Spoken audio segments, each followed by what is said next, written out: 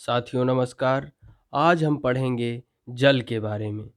जल के बारे में सोचने पर आपके मस्तिष्क में क्या चित्र बनते हैं? आप नदी, जलप्रपात, वर्षा की रिमझिम, अपने नल के जल के बारे में सोचने लगते हैं। बच्चे वर्षा से भरे गड्ढे में कागज की नाव तैराकर बहुत खुश होते हैं। दोपहर तक गड्ढे में जमा जल गायब हो जाता है। वह जल कहाँ चला जाता है? सूर्य के ताप के कारण जल वाष्पित हो जाता है। ठंडा होने पर जलवाष्प संघनित होकर बादलों का रूप ले लेता है। यहाँ से यह वर्षा हिम अथवा सहिम वृष्टि के रूप में धरती या समुद्र पर नीचे गिरता है। जिस प्रक्रम में जल लगातार अपने स्वरूप को बदलता रहता है और महासागरों, वायुमंडल एवं धरती के बीच चक्कर लगाता रहता है, उसको जल चक्र कहते हैं। आप चित्र में देख रहे होंगे कि वह जल गड्ढे में है और वाष्पीकरण की प्रक्रिया हो रही है, और वाष्पीकरण होकर जब वह बादल बनता है तो संघनित होकर वर्षण हो करता है, और फिर वह जो है हमें जल के रूप में पुनः प्राप्त होता है। और यही क्या प्रक्रिया है? जल चक्र कहलाता है। जिस प्रक्रम में जल लगातार अपने स्वरूप को बदलता रहता है और महासागरों, वायुमंडल एवं धरती के बीच चक्कर लगाता रहता है, उसे ही जल चक्र कहते हैं। हमारी पृथ्वी थलशाला के समान है। जो जल शताब्दियों पूर्व उपस्थित था, वही आज भी मौजूद है। जिस जल का प्रयोग आज हम हरियाणा के खेत में सिंचाई के लिए कर रहे हैं, हो सकता है कि वह सैकड़ों वर्ष पहले अमेजन नदी में बहता हो। आलावड़ जल के मुख्य स्रोत नदी, ताल, सोते एवं हिमनद हैं।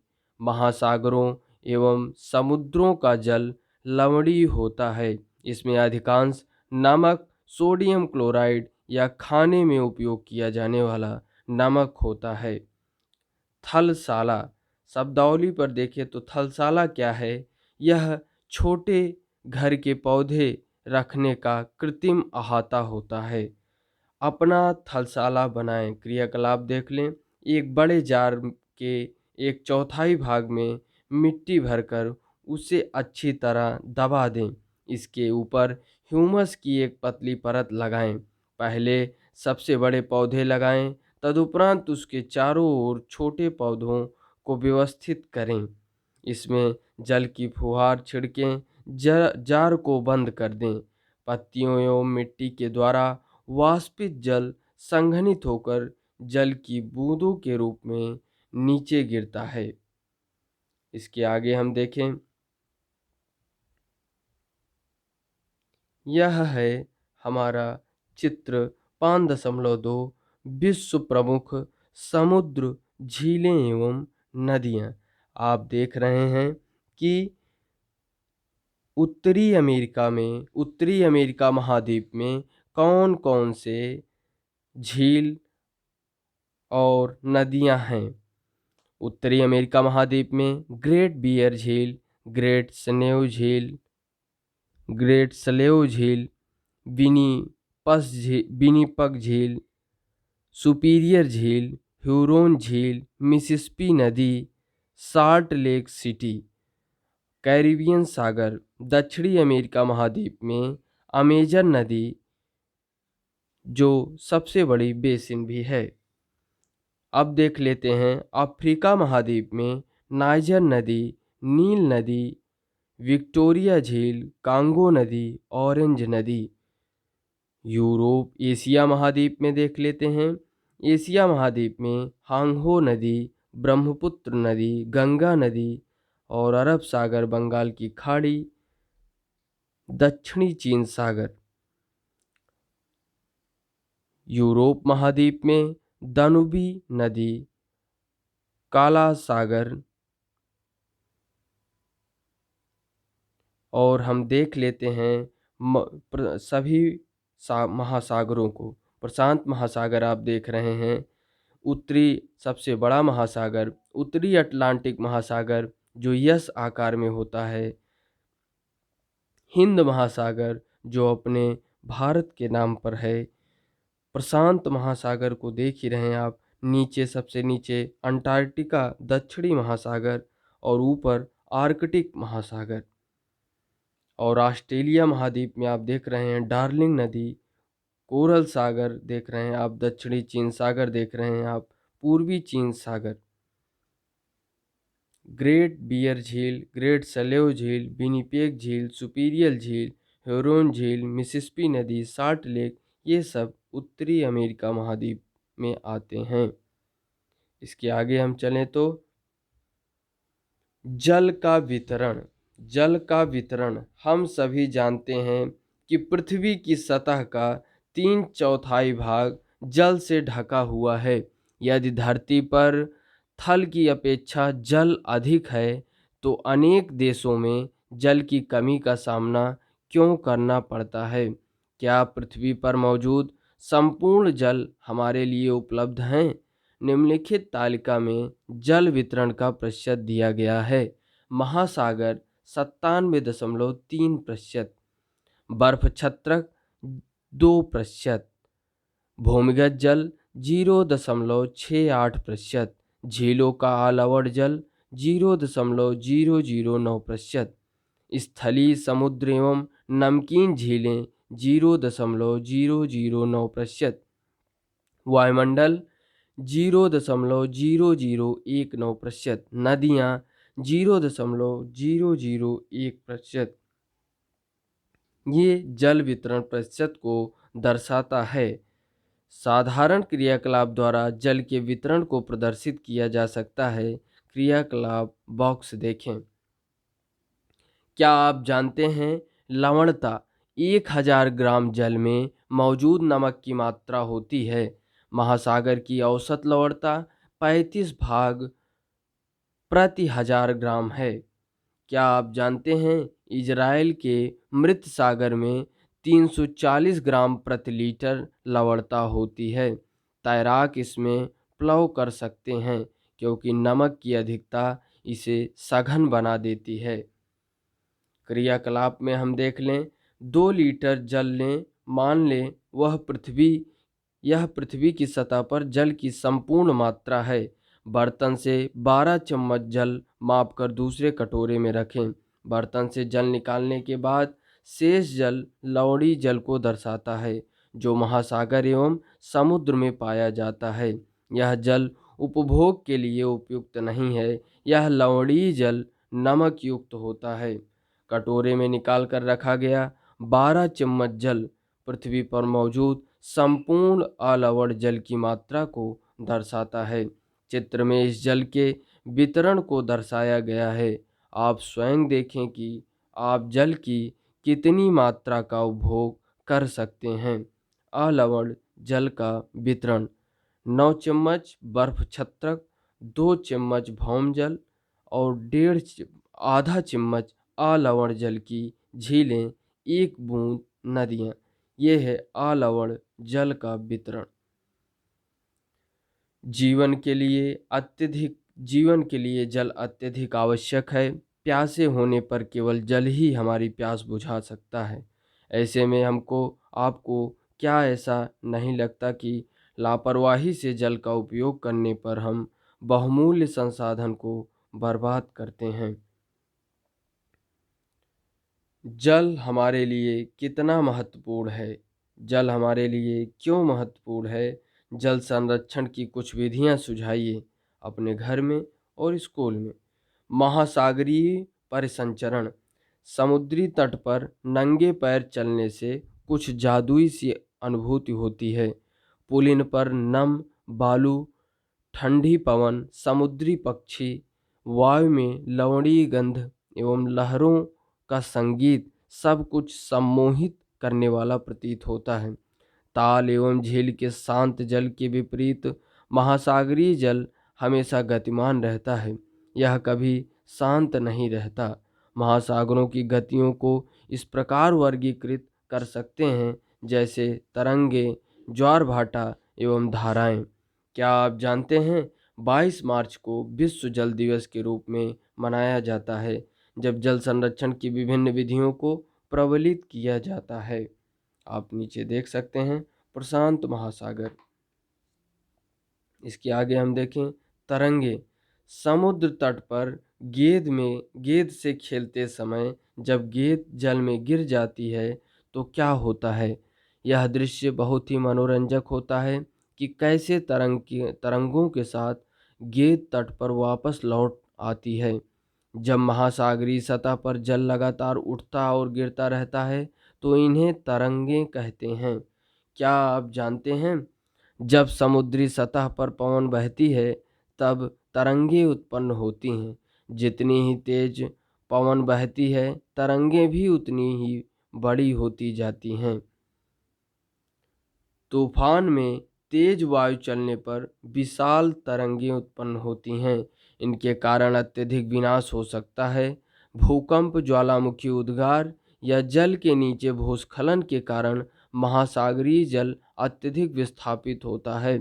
इसके परिणाम स्वरूप 15 मीटर तक की ऊंचाई वाली विशाल ज्वारीय तरंगें उठ सकती हैं, जिसे सुनामी कहते हैं।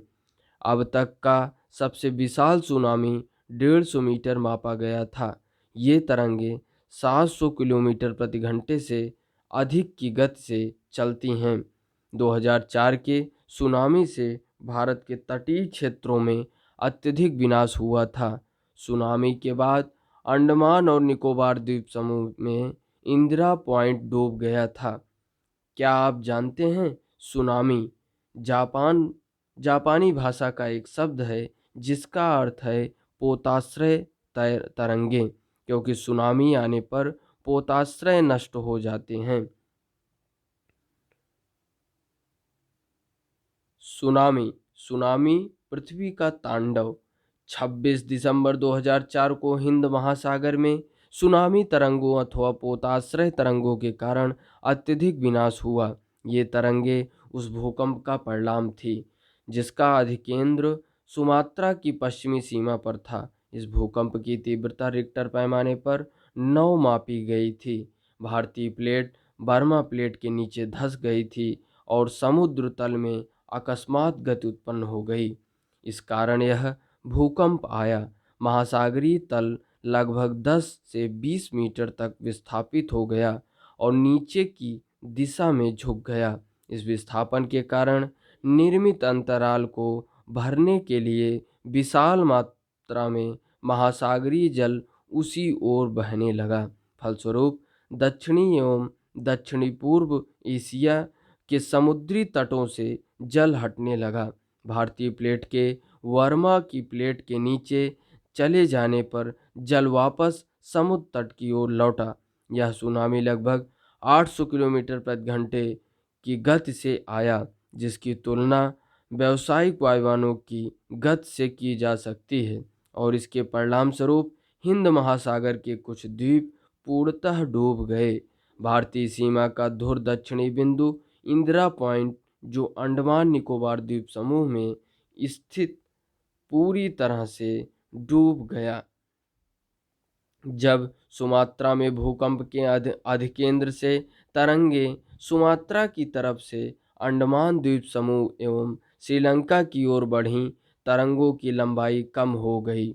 जल की गहराई भी कम होने के साथ साथ इनकी गति भी 700 से 900 किलोमीटर प्रति घंटे से 70 किलोमीटर प्रति घंटे तक कम हो गई।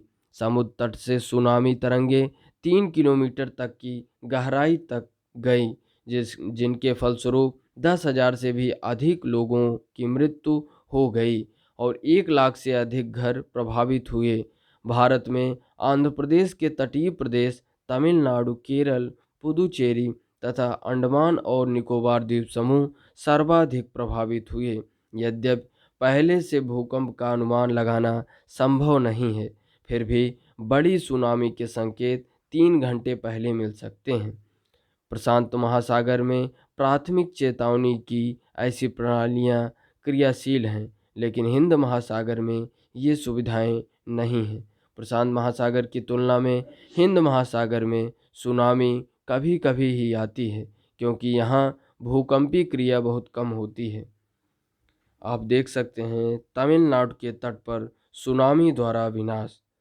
दिसंबर 2004 में जिस सुनामी ने दक्षिण एवं दक्षिण पूर्व एशिया के तटों पर तबाही मचाई, वह पिछले कई सौ वर्षों की सर्वाधिक विनाशकारी सुनामी थी।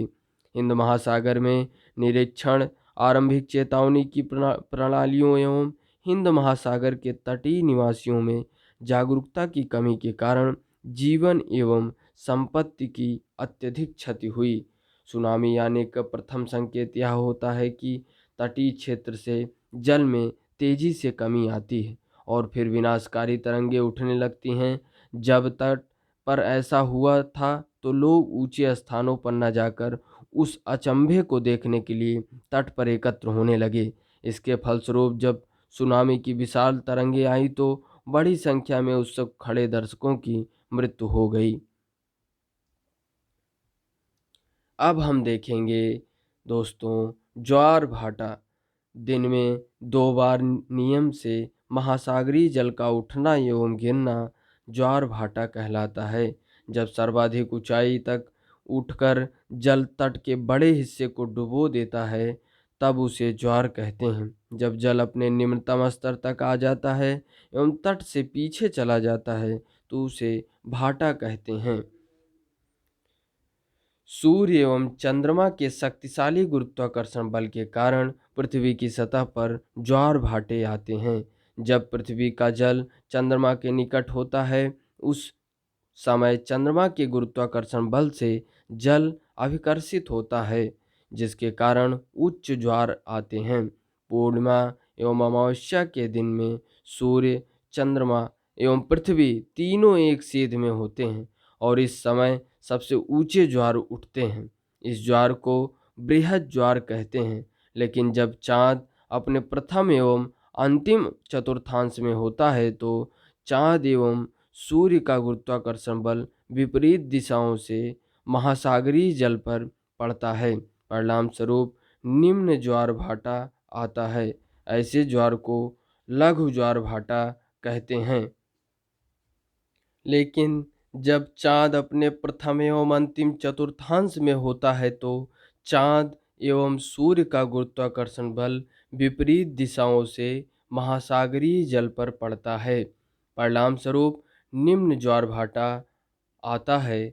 ऐसे ज्वार को लघु ज्वार भाटा कहते हैं। उच्च ज्वार नौसंचालन में सहायक होता है। ये जल स्तर को तट की ऊंचाई तक पहुंचाते हैं। ये जहाज को बंदरगाह तक पहुंचाने में सहायक होते हैं। उच्च ज्वार मछली पकड़ने में भी मदद करते हैं। उच्च ज्वार के दौरान अनेक मछलियां तट के निकट आ जाती हैं।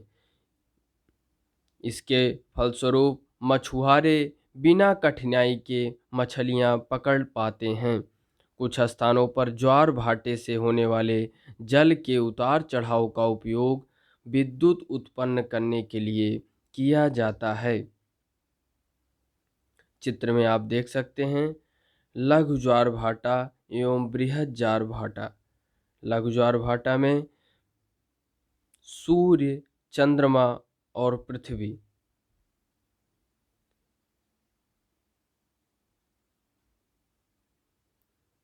पूर्णिमा एवं अमावस्या के दिनों में सूर्य, चंद्रमा एवं पृथ्वी तीनों एक सीध में होते हैं तो इस समय सबसे ऊंचे ज्वार उठते हैं। जब बृहद ज्वार होगा तो उस समय क्या होगा कि तीनों एक सीध में रहेंगे। बृहद ज्वार भाटा में आप देख सकते हैं कि सूर्य और पृथ्वी के बीच चंद्रमा है, सूर्य और चंद्रमा के बीच पृथ्वी है, तो इस समय बृहद ज्वार होगा।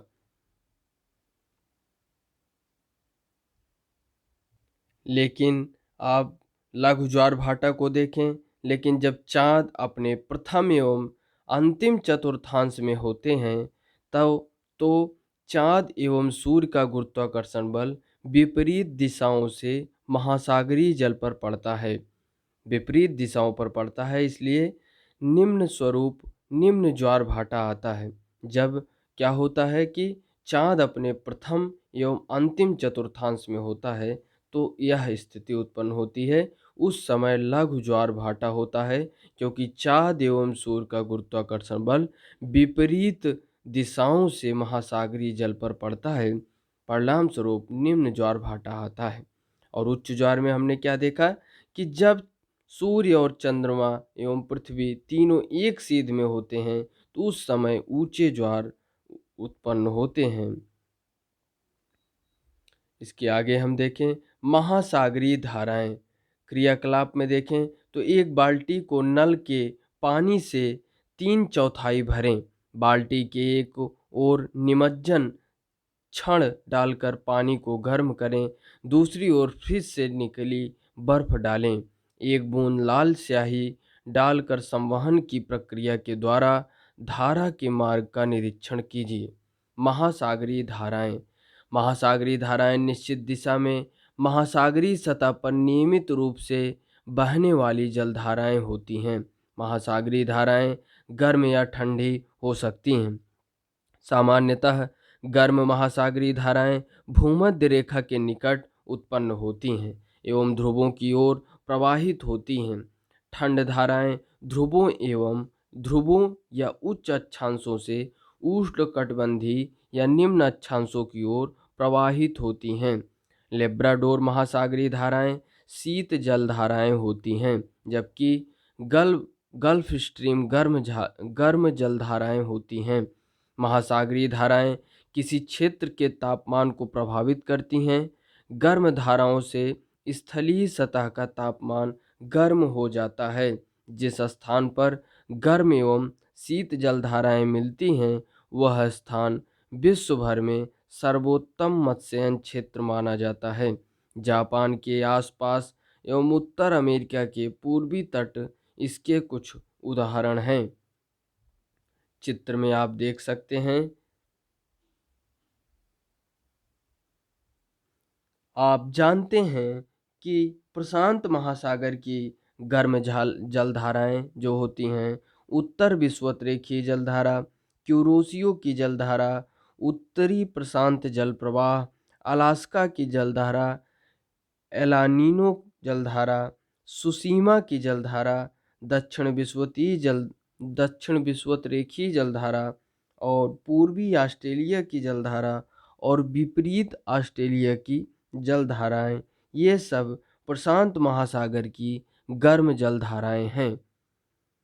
प्रशांत महासागर की ठंडी जलधाराएं क्यूराइल विषुवत-रेखीय जलधारा, कैलिफोर्निया की जलधारा, हम्बोल्ट या पेरुवियन की जलधारा, अंटार्कटिका की जलधारा। अब हम देखते हैं अटलांटिक महासागर की जलधाराएं। अटलांटिक महासागर की जलधाराओं में हम देखेंगे अटलांटिक महासागर की गर्म जलधाराएं, उत्तर विषुवत-रेखीय जलधारा, गल्फ स्ट्रीम जलधारा, फ्लोरिडा जलधारा, दक्षिण विषुवत-रेखीय जलधारा, ब्राज़ील जलधारा और देखें विपरीत विषुवत-रेखीय गिनी जलधारा, इरमिंजर की जलधारा। अटलांटिक महासागर की ठंडी जलधाराओं में देखें तो अटलांटिक महासागर की ठंडी जलधारा लेब्राडोर की जलधारा को ठंडी जलधारा कहते हैं। अटलांटिक महासागर की और ठंडी जलधाराएं वेनेजुएला की जलधारा, कनारी जलधारा, पूर्वी ग्रीनलैंड की जलधारा, अंटार्कटिका की जलधारा और फॉकलैंड की जलधारा। अब हम हिंद महासागर की गर्म एवं स्थायी जलधाराएं को देखें। दक्षिण विषुवत-रेखीय जलधारा, मोजाम्बिक की जलधारा और अगुल्हास की जलधारा, ये हिंद महासागर की गर्म जलधाराएं हैं। हिंद महासागर की ठंडी जलधाराएं पश्चिमी ऑस्ट्रेलियन की जलधारा जो आप चित्र में देख रहे हैं और पश्चिमी वायु अपवाह को आप नीचे देख रहे हैं जो दक्षिणी अक्षांश की तरफ आपको दिखाई दे रहा है, जो दक्षिणी अमेरिका और अफ्रीका और ऑस्ट्रेलिया महाद्वीप की तरफ बहते हैं। तो ये रहे हमारी जहाँ गर्म एवं ठंडी जलधाराएं मिलती हैं, वहाँ कोहरे वाला मौसम बनता है। इसके फलस्वरूप नौ संचालन में बाधा उत्पन्न होती है। तो साथियों, ये रहा हमारा चैप्टर, जिसके बारे में हमने पढ़ा कि महासागरीय जलधाराएं क्या है, जल कैसे जल चक्र होता है, और जल के बारे में हम लोगों ने पढ़ा कि जल चक्र में किस तरीके से फिर बारिश होती है, और विभिन्न झीलों के बारे में, जो महाद्वीपों में, जिस महाद्वीप में जो झीलें स्थित हैं उनके बारे में हमने अध्ययन किया, जल का वितरण को देखा। इसके आगे हम देखेंगे नेक्स्ट चैप्टर को। धन्यवाद। जय हिंद।